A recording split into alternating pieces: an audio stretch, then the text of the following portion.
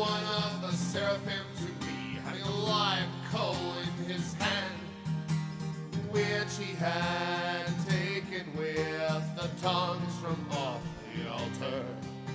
And he laid it on my mouth and said, Lo, this shall touch thy lips, thine iniquity is taken away, and thy sin purged. Also I heard the voice of the Lord saying. Hello, good day. Welcome to Line by Line Bible Studies. We're continuing our study today in the book of Job. And let's begin. We're in chapter 39. We've read through 38 through the end. But now we're going to look at a little more detail. Knowest thou the time when the wild goats of the rock bring forth? Or canst thou mark when the hinds do calve? Canst thou number the months that they fulfill? Or knowest thou the time when they bring forth? They bow themselves, they bring forth their young ones, they cast out their sorrows. Their young ones are in good liking, they grow up with corn, they go forth, and return not unto them. Who hath sent out the wild ass free? Or who hath loosed the bands of the wild ass? Whose house I have made in the wilderness, and the barren land his dwellings. He scorneth the multitude of the city, neither regardeth the crying of the driver. The range of the mountains is his pasture, and he searcheth after every green thing. Will the unicorn be willing to serve thee, or abide by thy crib? Canst thou bind the unicorn with his band in the... I need glasses. Canst thou bind the unicorn with his band in the furrow? Or will he harrow the valleys after thee? Wilt thou trust him, because his strength is great? Or wilt thou leave thy labor to him? Wilt thou believe him, that he will bring home thy seed, and gather it into thy barn? Gavest thou the goodly wings unto the peacocks, or wings and feathers to the ostrich, which leaveth her eggs in the earth, and warmeth them in the dust, and forgetteth that the foot may crush them, or that the wild beast may break them?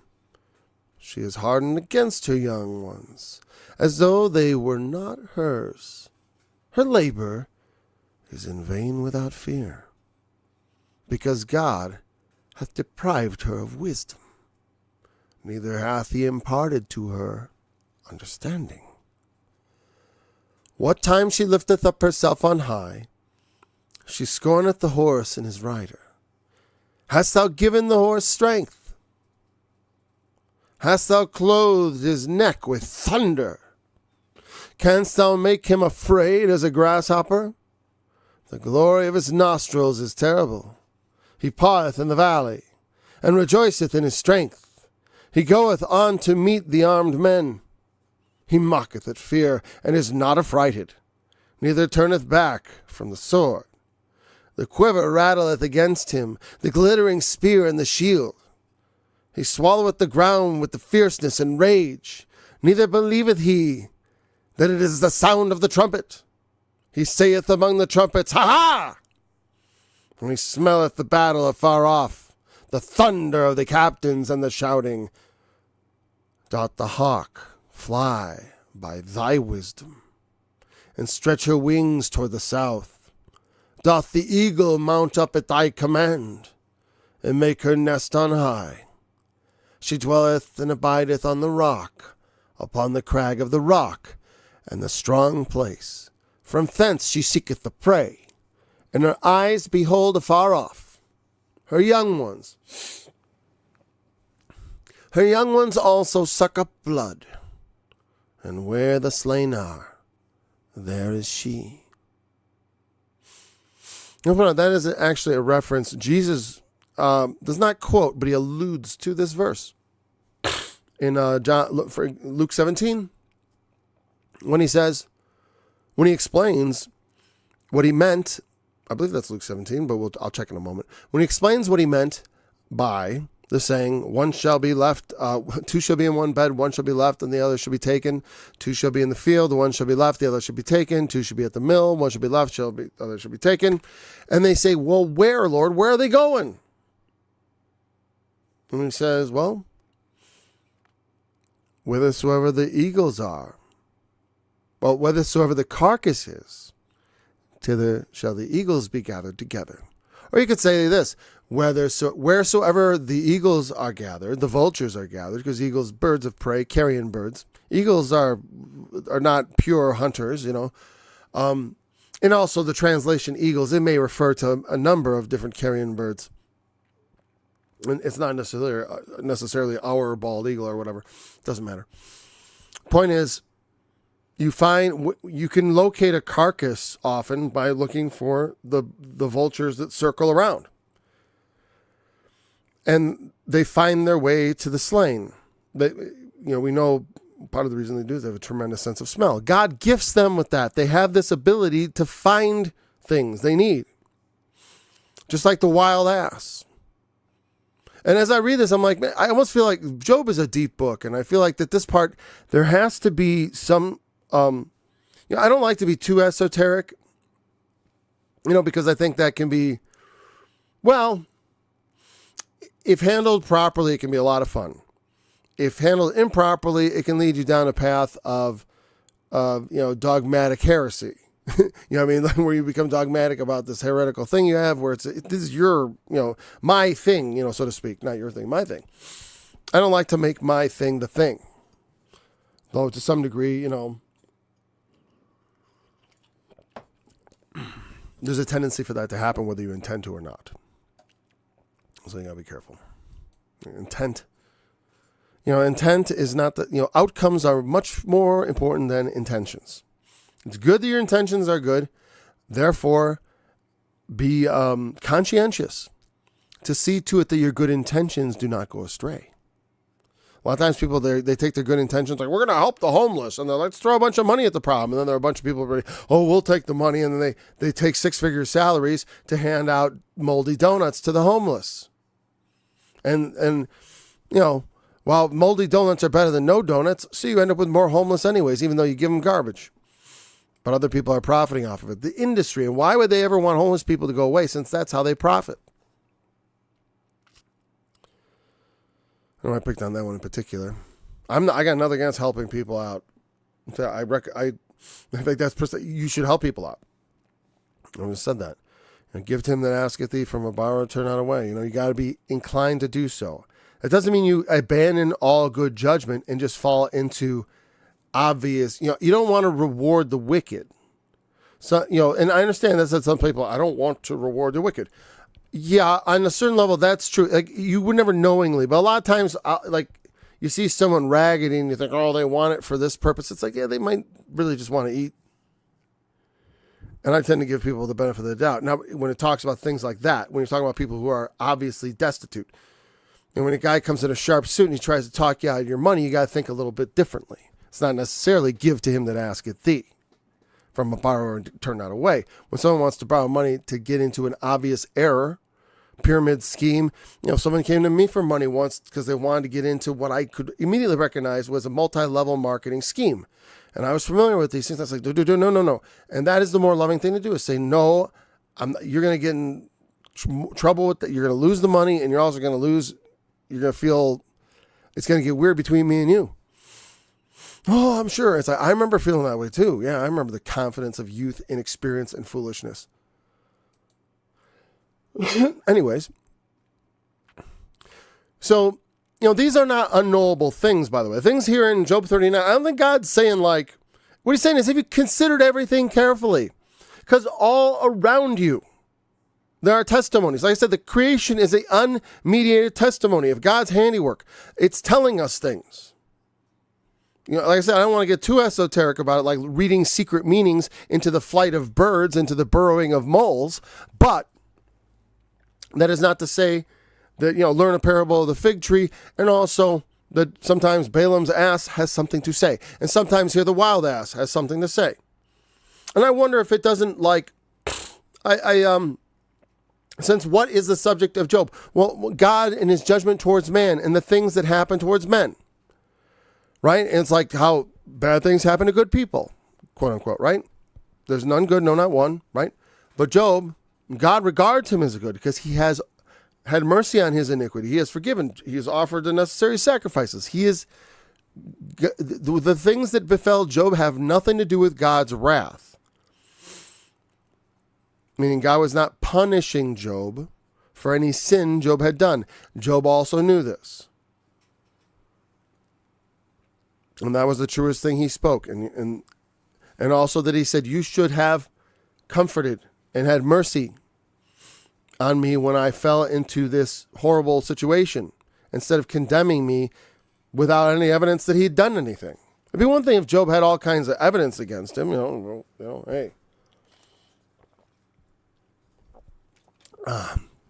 And the Lord had not, we had not had a behind the scenes look at what was going on, so that we knew Job was not being punished. And so, when the wild goats of the rock, it starts out with the wild goat, and when they bring forth, there are creatures out there, elusive creatures. Do you know when they bring forth? Do you know when the hinds do calve, the deer? Can you number the months? Do you know when it goes from rut to birth? Do you know what that is? Now, some people can answer yes. Like I said, these are not unknowable things. But Job probably didn't know. He was concerned with other things. He was domesticated animals guy. And that's part of God's message in many places. It's like, and Jesus, the same message he gives when he says, behold, the fowls of the air, they sow not, neither do they reap, nor gather into barns. Yet your heavenly Father feedeth them. Are not ye much better than they? Which of you by taking thought can add 1 cubit to his stature? Behold, the lilies, all that he said about, life and the natural world, and how that God has ordered the natural world, and it's orderly, and things survive, and it makes sense, and it goes on, and it's been going on for quite some time. We know now, we know a lot of things that Job didn't know, So when they bring forth, do you know the time when they bring forth? Do you know all the things, how all things are ordered? God knows all the cycles of life. They've all been ordered according to his unfolding plan. I've said it, it's like, if evolution is a thing, then it's we don't really even understand how it operates. It's like mutations and operate. It's like, no, like, that's not a good enough explanation. It's like, that's not a good enough explanation. There's, and just like with a lot of things, a lot of science is stagnated, and that's why they don't have answers for certain questions, because they're trying to rest on their laurels. It's like the mutations of the gaps.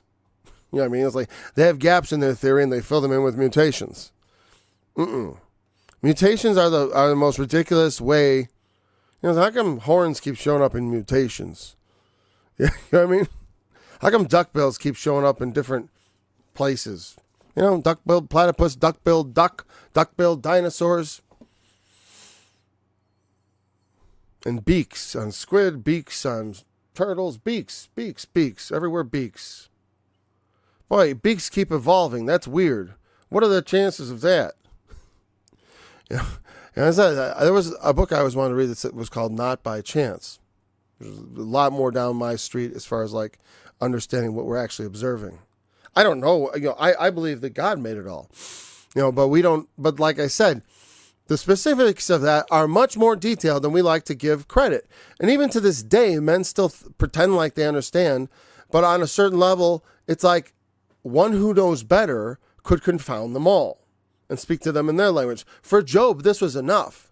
Just referring to I don't know when those animals do their thing.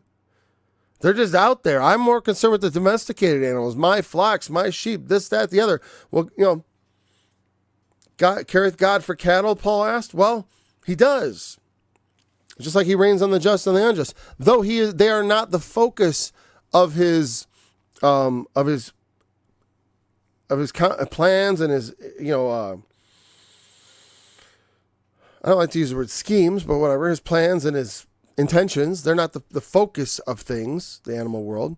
Still, they are a part of it, and they are not nothing. God doesn't care nothing for animals. He doesn't care for them as he has cared for us, because he has some sympathy with us because we are made in his image. I mean, that alone is going to cause him, just like when you look at your own children, made in your image, after your likeness, there is some affinity there. But also, God, we are much lower than even the angels, which are called the sons of God. And therefore, though we are in his image, we are much diminished from that. And, we are borderline creatures, the way I look at it, is because he has sought to redeem us, which are corrupt. Thank God. Why hast thou made me thus? Well, thank you, Lord, for making me thus, because other than thus, I would not be. I could not be. Other than thus is all I am. So there's other people. I've read their books. I've seen their faces. They have lives. They're different. You make a different person, you get a different person. You're you. What are you going to do about that? It's like, sometimes, realizing how starkly you do stare into the mirror can be hard. Because we are not perfect images of him that is above, but, with his help, we believe all things are possible, and in the resurrection, ultimately. Thank God we don't have to actually achieve everything ourselves. We don't, because he paid the price. He did it. We work and labor in Christ. That is our duty and obligation. It's not like I'm not trying to get saved. I'm in the club already. I'm already here. It's like, what are you talking about? I've passed from death into life. I just don't want to, it's like, like I was saying the other day, it's like my kids don't have to do what I say to be my kids, but since they're my kids, for the most part, especially when they're young, when they're older, I tell them they can make their own decisions, but of course, to a certain degree, while they were living with me, they were expected to live by my rules. And also that whatever they do after they no longer live with me is going to affect our relationship. That they can't just do anything they want and have no consequences with me. And the thing is, if you don't say that, that's why people have such unruly children, because they tell them that they're no matter, you could basically do murder and it'd be okay with me. It's like, no.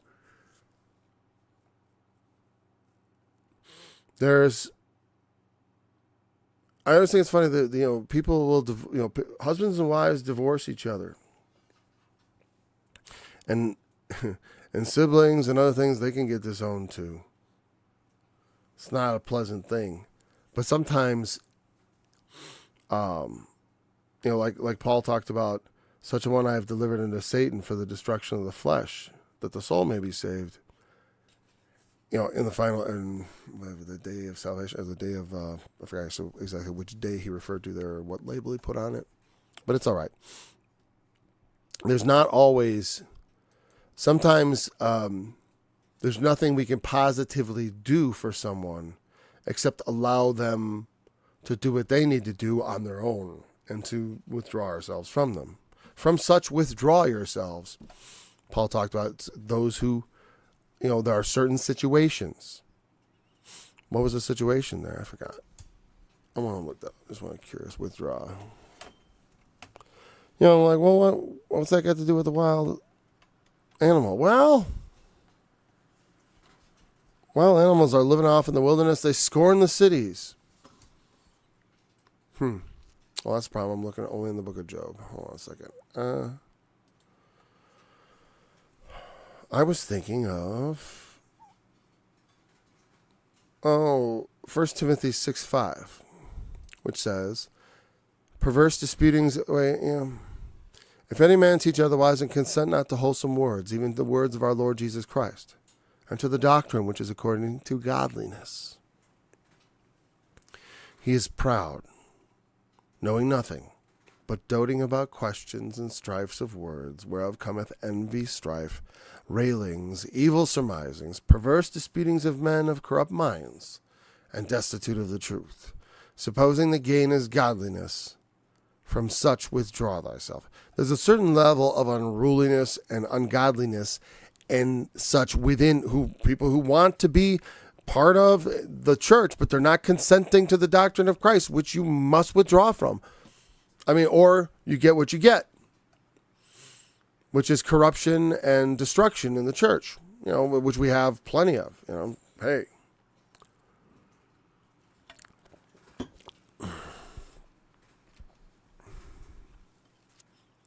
They bow themselves, they bring forth their young ones. There's usually the birthing process. There's a kind of a bending down and bringing out the little ones, right? They cast out their sorrows. I wonder what they mean by that. Let's see what the NIV interpreted that as. They cast out their sorrows. Oops, that's the wrong thing.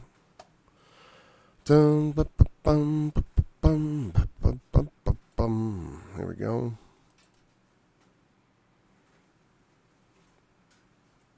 Cast out their sorrows. Well, I want to look at the NIV. Their labor pains are ended. Sure, I kind of figured that was what they were going to say, something like that. And that's the thing, is like sometimes experiencing and going through pain is also the relieving of it. Once you go through something, it's over. Things, thank God that the evil experiences of life, the painful experiences of life, everything from childbirth to the crucifixion and our own deaths is of limited time and scope, and can only, no matter how bad it is, can only go on so long. And the end comes, and then after that, the judgment. And in that we can have confidence through our faith in our Lord Jesus Christ that our judgment is with him, and we need not fear. But we do fear rather now, lest we should seem to come short of anything. And there's nothing wrong with that. It's not a, like I said, it's like, I don't think my children think I'm going to disown them if they don't do well. I don't think they think that. Now, if they were complete bums and didn't try a thing and thumbed their noses at me, do they think I would disown them? They probably would think that. But none of my kids are like that. You know what I mean? So, and, but, it's like, and you don't have to lay that expectation heavy on them. But you shouldn't completely have no expectations. And that's what we get in church. We get no expectation of righteousness. None. And it's like, as a believer, you will manifest these things. You will, or God will correct you, or you are not his child. And these things should be sorted out. And that's something we could talk about. And address the issue instead of allowing it to go festering in the church. No. There's a natural order of life and death. Birth, first it's birth, right? He doesn't really talk about death. Birth, they come, pain comes, the young ones come, they're in good liking. What does the NIV say about that? It says, the young thrive and grow strong in the wilds. I'm fine with that. They grow up with corn. They go forth and return not. That's the wilds. They grow up with corn, I believe, as far as in the NIV. That's kind of interesting. Yeah, corn, they didn't have corn definitely the way we understand corn, or that's not the word probably, like when we think of like, that stuff that grows all over my house, all around my property. The good old corn from grain. But it means, another form of grain. That word corn, when they came here, they applied it to what we call corn. And apparently it's stuck, and whatever used to be corn got completely lost. Because the word existed in the King James time. I don't know. Or maybe that was what it was called, and then they called it corn because they didn't know what it was. I'm in the wrong chapter here. So, yeah. So I don't really want. Let's see, the wilds with corn.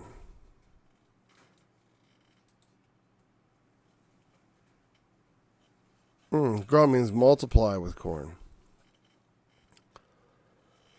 Maybe they understand that as like, they grow up with the corn. They grow up like weeds. They grow up in the wild. I guess that's what the NIV is interpreting it as. I don't know. The word corn here, bar, it means sun, air, field, or grain. It's like bar. You heard bar mitzvah? Or, David Ben Gurion. Sometimes they have Ben, but bar is another form of it. Bar, Ben. From barar in the sense of winnowing, the grain of any kind, even while standing in the field, by extension, the open country, corn or wheat, but also sun or air. Interesting.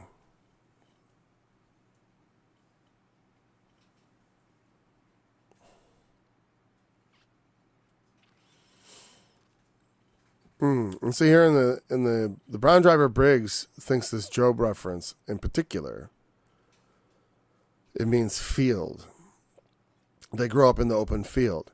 And what I would say that is like a figure of speech whereby they're putting the corn for the field it grows in. They grow up in the field, in the corn, so to speak. I mean, with the grain out in the, they're out in the fields.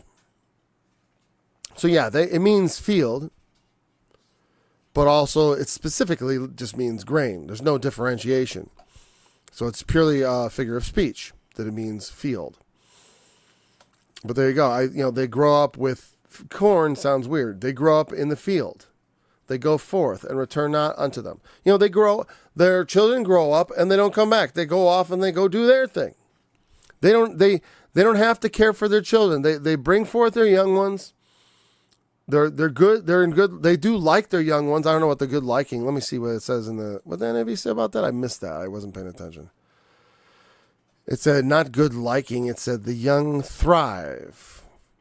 I see what the good liking. Let's see. In good liking.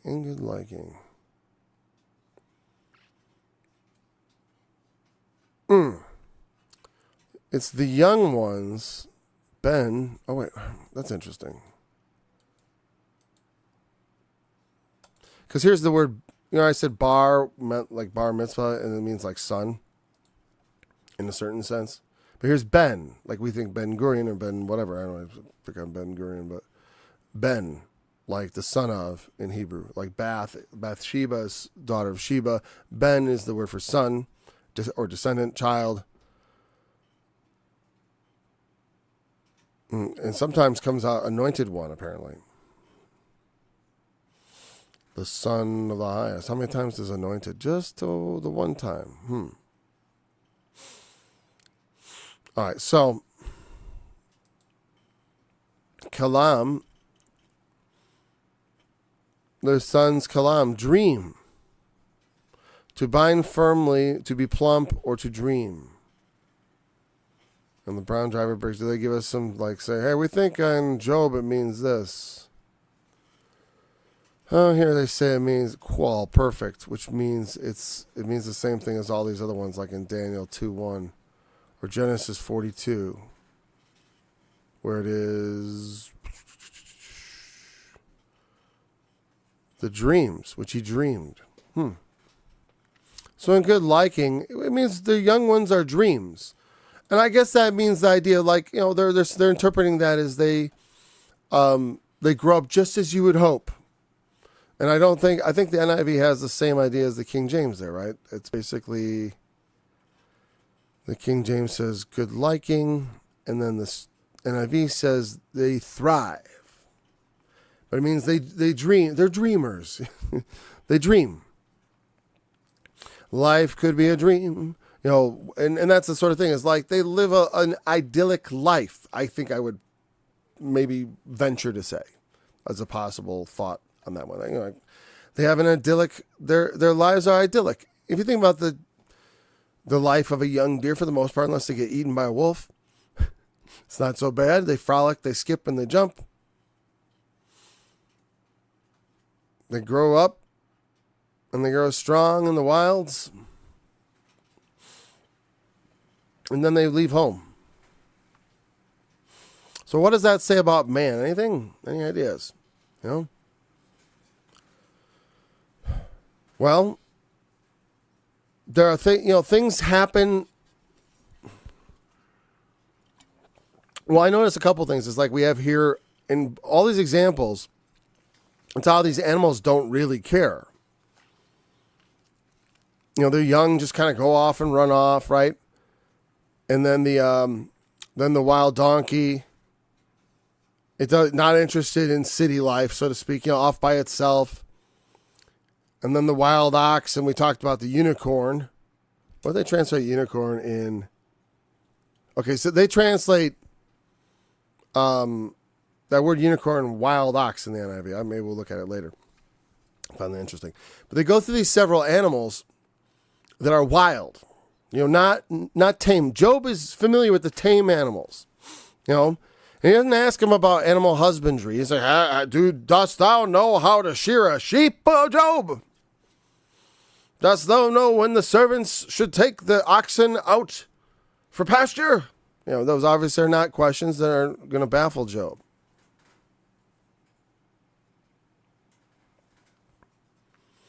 So first he said, interesting, 38, it's all natural. And the stars and the rain and the clouds and all that stuff. I was looking back, the ordinances of heaven, lightnings and dust. And then the raven is the first thing, I believe, right? Oh, and the young lions and then the raven.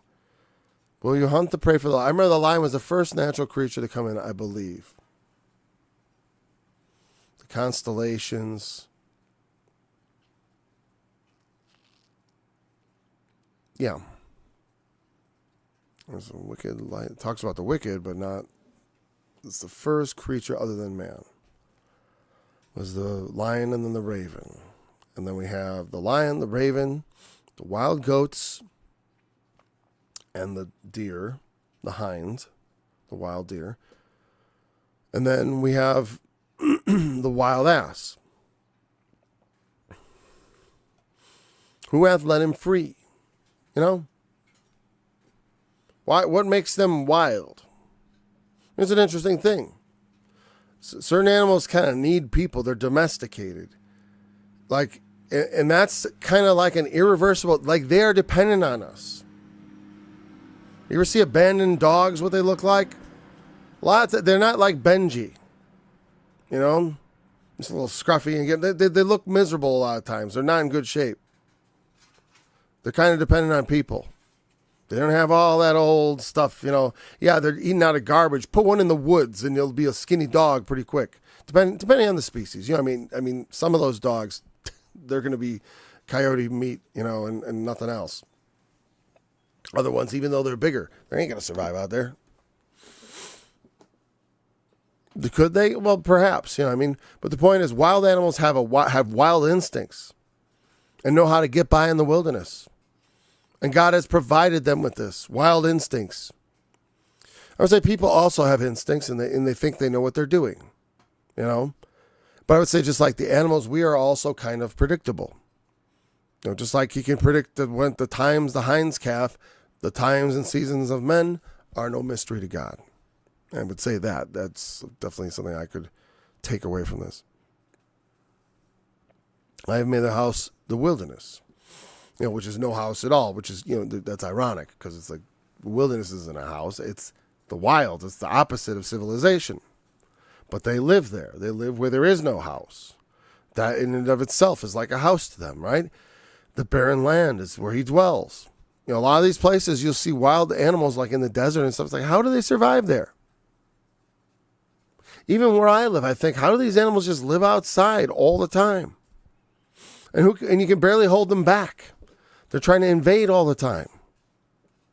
They're multiplying and multiplying. They scorn at the multitude of the city, neither regard the cry. There's some animals that just delight in their solitude. They don't have no desire to come near humans. Whereas others are definitely domesticated animals are food people. Just that's why they don't want you to feed wild animals, because it makes them look at people as a source for food. Except wild animals don't do it polite like maybe your domesticated cat will, but rather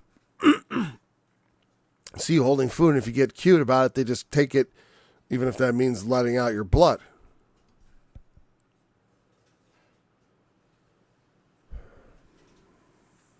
Neither regardeth he the crying of the driver. And he doesn't listen to the one who drives the horses, or the domestic ass. The range of the mountains is his pasture, and he searcheth after every green thing. He's out there looking around, searching. You ever see horses or donkeys or wild ass snuffing around looking for green things to eat? They find it out. They manage to eke out a living, And how much more blessed is Job? That's one thing that I could think about.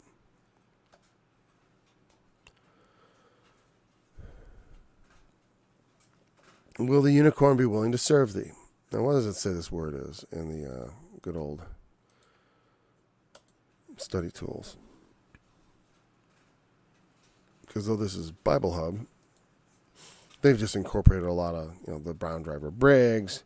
These are, I believe, public domain Bible study tools. So, well, at least many of them are. I know Strong's Concordance is. The crying of the driver, the noise. That's not crying like boo-hoo. It's crying like, hey, kia! That kind of crying. All right, unicorn, okay. Reem, I remember looking at this word. They say a wild ox. I like unicorn better. Well, and one thing, it's like, zebras are terrible horses. You can't tame a zebra. They don't work, And I assume that whatever's being referred to here is a real animal that exists. He's not referring to like a magical unicorn, right? I often wondered if, is a rhinoceros a unicorn? It's got, kind of one prominent horn. I know it has two, but not like the two like usual. You know what I mean? Like, it wouldn't be wrong to call it a unicorn, sort of, And it is kind of horse-like, though it's way uglier. We think of these magical unicorns with rainbow manes and stuff, but maybe unicorns are just big, ugly tanks. And in fact, from the description here, it sounds more like a big, ugly tank. And a wild ox is a lot.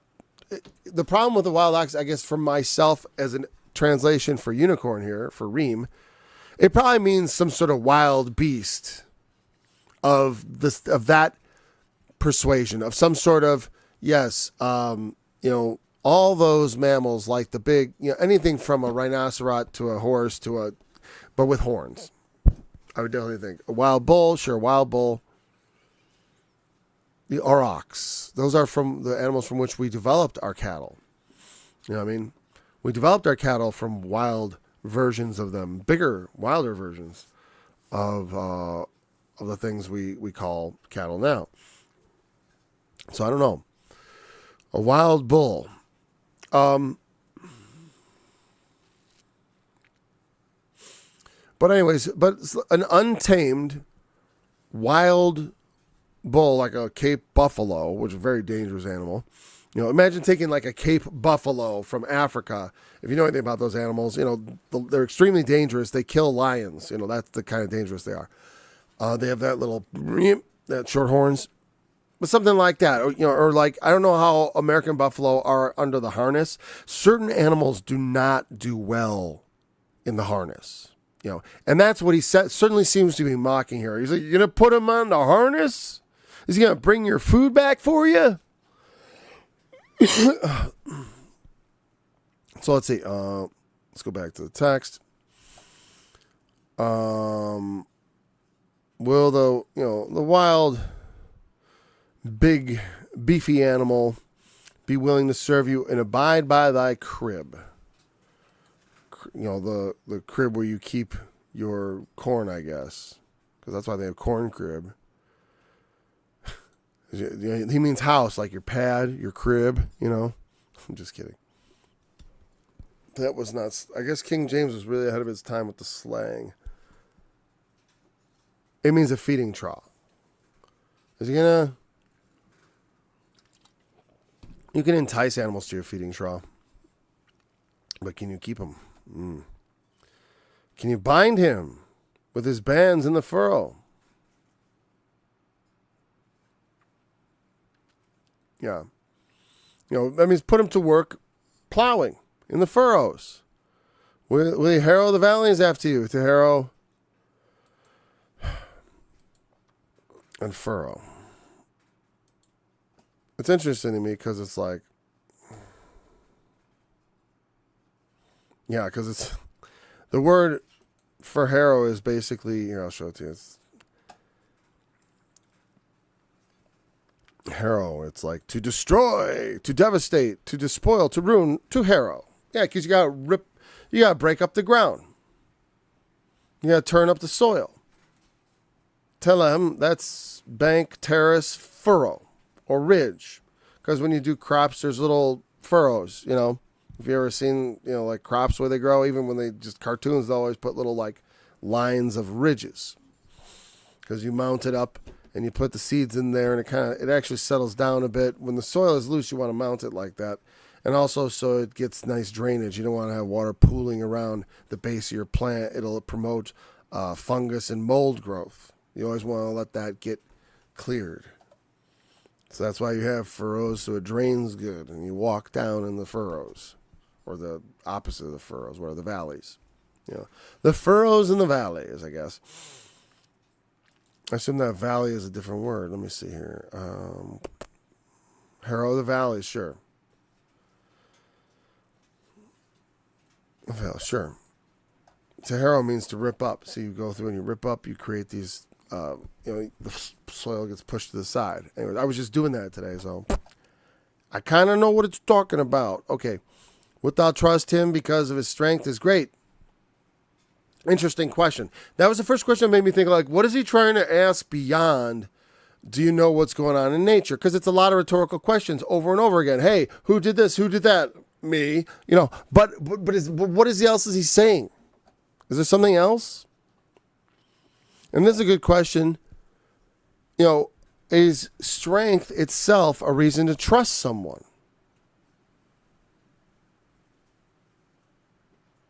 Will you leave your work to him? Will you let him just, work on his own? A wild animal? You put a wild animal in charge of your work? Wild animals know what they're doing, taking care of themselves. You know what I mean? Sorry about that mush mouth. Do you know what I mean? They know how to take care of themselves. That's what he just said. But he's saying, okay, but let's, are you going to take the wild, ox, whatever, wild bull, whatever, and put him to work in the furrow? As a work ox? It's not going to work. Now, he is strong. He's strong enough to do the job. But you're just going to leave it all to him? No. And what is the thing? Well, he later on talks about the problem. It's the wisdom. There's no wisdom there. Will you believe him that he will bring home your seed and gather it into thy barn? Yeah, you're going to trust that all to him? It's like, well, no, that the wild animal doesn't understand to do that, to bring it all in and to do all that work. It takes wisdom. It takes understanding. Right? Did you give goodly wings to the peacocks? That also, all the things that he says of the animals, it's like, well, God did give them goodly wings. Right? He gave them goodly wings. I mean, pretty, because they are pretty. If they're talking like peacocks and indeed an ostrich, they have wings and feathers, but they don't fly. And they leave their eggs in the earth and warm them in the dust. and forget that the foot may crush them or that the wild beast may break them. And it's interesting because it's almost like God is pointing out the flawed nature of creation. And say, well, God didn't say everything all his works are perfect in a certain sense, but also he has made room within his works to allow that to come forth, which is corrupt. And you could say, well, how could he do that? It's like, because it allows me to exist. And for that, I'm thankful. I don't understand. How will you impugn unrighteousness for him, for his mercy towards us, in allowing we who are corruptible to exist, and that which is corruptible to come forth, and that which is foolish? You know what I mean? They leave their eggs in the earth. They don't even look after their eggs. They kind of know how to take care of themselves, but they don't really know how to take care of their young. Sometimes they do, sometimes they don't. They don't really take heed. Some animals are very careless. I've often noted, like mourning doves. You ever seen what their nests are like? It's like just like 5 sticks, and then it's ridiculous. I'm surprised they still exist.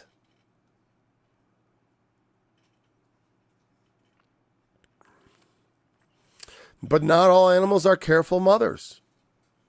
But they still manage. Not everyone's careful, and they still manage. It makes me think of, not everyone's careful to obey God either, or to be wise towards God. The fear of the Lord, that is the beginning of wisdom. Some things in this world have bright feathers and goodly plumage, right? And they have eggs in the earth, and they leave them in the earth and warm them in the dust, but they don't care for them. They let the foot crush them. You know what I mean? They're hardened against their young ones. I definitely see this. As though they were not hers. You're not responsible for them. I don't get that. Her labor is in vain without fear. She doesn't have the fear. She's not worried about it. I mean, I got chickens. They don't care at all about the eggs. They're not worried about those eggs. They don't care about them. Some animals are what they call broody, and they're my eggs. Oh.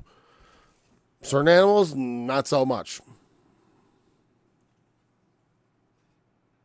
And a lot of people in this world like the ostrich and like the thing, and I do think there's some sort of analogy to human life between all of this, that there's also like, we are not much different than them.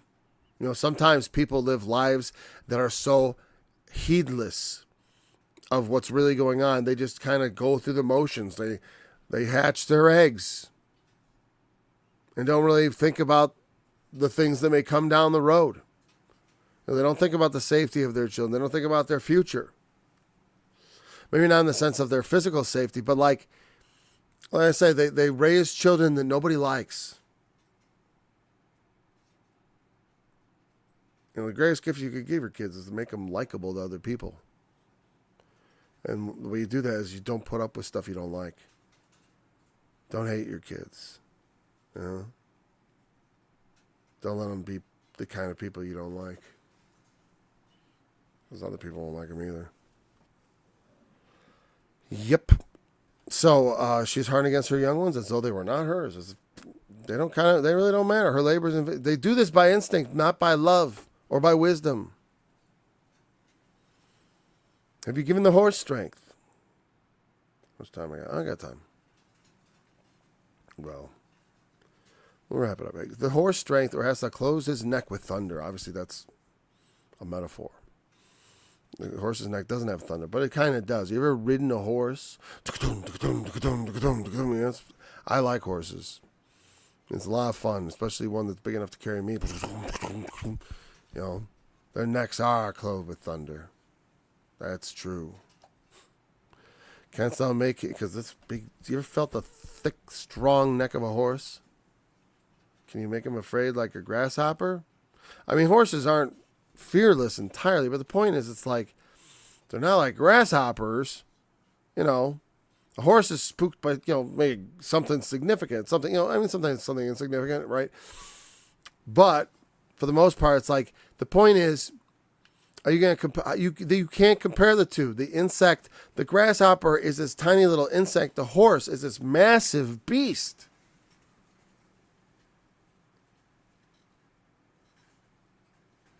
You may make him afraid, but not like that. The glory of his nostrils is terrible. I'm not sure actually the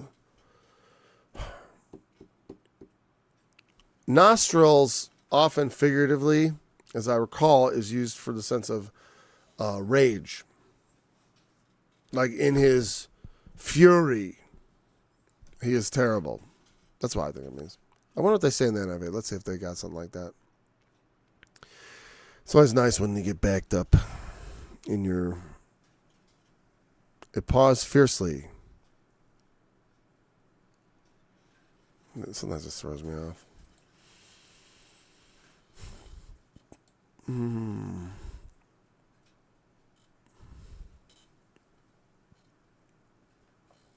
I also like verse 12 where he's like, will you believe him that he will bring home your seed? You're gonna, like, he would tell you that either. You know what I mean? But it's there's something funny about that. You gonna believe him? Right, then. So, can you make him afraid like a grasshopper, the glory of his nostrils? Do you make it leap like a locust, striking terror with its proud snorting? Yeah, well, something about the nostrils and snorting. Okay. Paws fiercely, rejoicing, and start. Horses, they feel it. They can tell. They know they're horses, Some animals, they know what they are. Like I know, I don't know if horses are self-aware like elephants, like they see themselves in a mirror. But a horse, though it is not necessarily self-aware, you definitely feel like when you're with a horse that it likes being a horse. Because they love to run and they're kind of smart alecky and all that. And this is describing specifically a war horse, probably a horse trained for fighting. And when they are, it is not afraid. They laugh at fear. They are not afraid, but charge into the battle. And oftentimes, those horses that go into battle with men, they form a bond just like a dog, and they love it. Love going in there and trampling the enemy, and it's funny like that. But yeah, because horses are, they form a bond with their companions often, especially because they're complicated animals. And so here it's not a natural, we're going to a domestic creature. Even though it's a domestic creature that man doesn't exactly control, but can harness. You know what I mean? We can harness the power of the horse, but we can't make it. Well, now we do with our horsepower engines, right? But even that, all those hydrocarbons in the ground we dug out, it's like, who put them there? Who made it long ago? He goeth on to meet the armaments. They charge right into battle. Horses trained for war do not hesitate. That's why they're there. They are trained for that. They've been practicing that, and that's what they do. I mean, we don't use horses in battle anymore as much as we used to, but in the ancient times, all the way up until World War I, essentially. Even World War II, the Polish army made some cavalry charges that were very unfortunate. But, yeah, we're just a little out of time there. He mocketh at fear and is not affrighted, neither turneth back from the sword. That's not jab at Polish people any more than it is because I'm also Polish. He mocketh at fear and is not affrighted, neither turneth he back from the sword. The quiver rattleth against him, the glittering spear and the shield. The war analogy. The war horse, the strong one. Think about men also, the strong. It's like, there's so many things in the world. People envy other people's position. People have different callings in life. Some men are generals and other men are politicians, and some men are doctors and lawyers, and other men dig ditches, and some men have families and some don't, and some this and some that. There are some who go to war and others who do not, do other things. He swalloweth the ground with fierceness and rage. No, and I'm saying also, it makes you think of, it can be other people can be frustrating, but we can't control them any more than we can control the wild animals. The human nature, I can only do so much. We can all only do so much. We are waiting on the Lord because ultimately, though he has called us to kindle a fire, the fire we kindle is not enough to burn the world down. As the Lord will do when he comes. Just not sufficient. He's happy to see we're doing the right thing, and metaphorically. Because like I said, it doesn't, metaphorically burning the world down may not mean to literally burn it down. You don't have to literally burn it down to metaphorically burn it down, because you can have things change. But you have them change culturally and societally, and not necessarily just, by destroying infrastructure and stuff, which is dumb. It just hurts everyone. Object is not to hurt people or to destroy men's lives, but to save them. That's what the Lord Jesus came to do. And the fire, we said, is not to destroy, but rather to shed light and to bring life. But there are things that, the briars and thorns must be burned. There's things that have to be burned. He swallowed the ground with the fierceness and rage, and neither believeth he that it is the sound of the trumpet. I wonder what the NIV said about that. Okay. And they're like, in frenzied excitement, it eats up the ground. So in both translations, it's eating up the ground. I think it's just sort of like, probably it seems like it's eating up the ground, or it's kind of pawing up the ground. As it's pawing at the ground, it kind of rips it up. And so maybe eating up the ground here means more in the sense of like ripping up the ground. It cannot stand still when the trumpet sounds. You ever see horses like getting all excited? So I like it can't stand still. Does that make sense? He can't believe. If he can't believe it, it's more like, oh, I can't believe it. Ah, that kind of I can't believe. And at the blast of the trumpet, it snores, aha. Well, they have aha. I was like, ha ha. Same basic idea. Excitement. It smells the battle from afar. They can smell that excitement, that blood and fear and all that stuff. For some animals, it's exciting. For some people, it's exciting. Some men are, there is a thrill to do evil. I could never understand that. I could never boast against a rapist because I never felt an urge to that. You know what I mean? I never had to resist it. You know what I mean? But sometimes people find things irresistible that are not good. A battle, I must be there. And other things like I must take this that I should not take.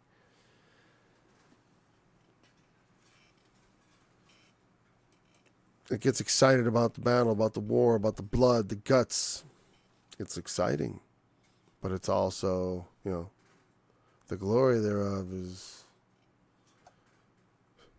a two-edged sword. And what you come away with is not all glory.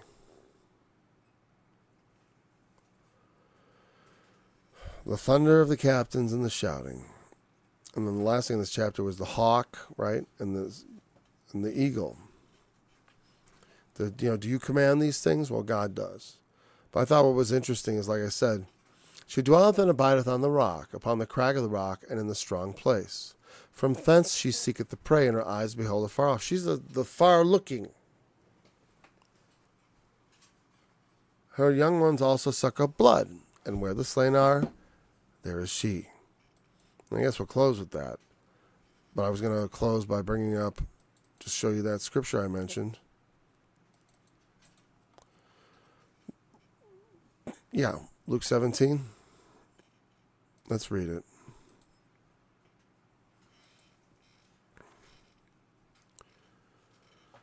Even thus shall it be in the day when the Son of Man is revealed. In that day, he which shall be upon the housetop, and his stuff in the house, let him not come down to take it away. And he that is in the field, let him likewise not return back. Remember Lot's wife. Whosoever shall seek to save his life shall lose it. And whosoever shall lose his life shall preserve it. I tell you, in that night there shall be 2 men in one bed. The one shall be taken, and the other shall be left. 2 women shall be grinding. 2 women shall be grinding together. The one shall be taken, and the other left. 2 men shall be in the field. The one shall be taken, and the other left. And they answered and said unto him, Where, Lord? And he said unto them, Wheresoever the body is, thither will the eagles be gathered together. And body there is the word, literally the word for a dead body, the carcass. You can find, and that's where they're taken, to the place where eagles devour them. To Armageddon. To the supper of the great God. That's where they're taken. You don't want to be taken. Not in that taking. That's the problem. People don't read. Hey, I read, and I still need the Lord to reveal it to me, because we can read, but our eyes can be blinded. It's not just a question of they're lazy, they don't read. We should remember that the Lord has had mercy on us. Anyways, thanks for joining me in this study. Look forward to being back again real soon, probably tomorrow. Until then, remember the testimony of Jesus is a spirit of prophecy, and he is the fulfillment of the law. Woe is me, woe is me, for I am undone, because I am a man of unclean lips, and I dwell in the midst of a people of unclean lips. For my eyes have seen the King.